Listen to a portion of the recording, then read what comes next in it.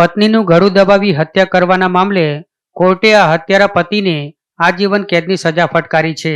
આરોપી પતિનું નામ નંદકિશોર શર્મા છે, જે અંકલેશ્વરના હસ્તી તળાવ પાસેની સિદ્ધેશ્વરી સોસાયટીમાં રહેતો હતો.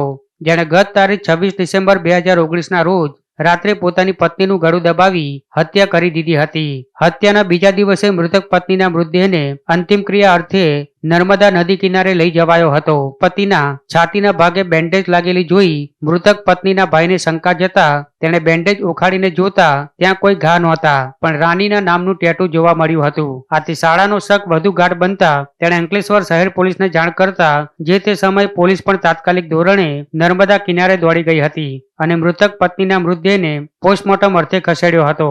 અને પોસ્ટમોર્ટમ રિપોર્ટ આવતા મૃતક પત્નીનું મૃત્યુ ગળું દબાવવાના કારણે નિપજ્યું હોવાનું સામે આવતા અંકલેશ્વર શહેર પોલીસે પતિ નંદકિશોર શર્મા સામે હત્યાનો ગુનો દર્જ કરી ધરપકડ કરી હતી અને અંકલેશ્વરની સેશન કોર્ટમાં ચાર્જશીટ રજૂ કરી હતી. ત્યારે આ ગુનાનો કેસ અંકલેશ્વરની સેશન કોર્ટમાં ચાલી જતા ચોથા એડિશનલ સેશન જજ SP રાહતકરે સરકારી વકીલ ચેતન મોદીની દલીલ અને રજૂ કરેલા પુરાવાઓને ગ્રાહ્ય રાખતા આરોપી પતિ નંદકિશોર શર્માને આજીવન કેદની સજા ફટકારી હતી.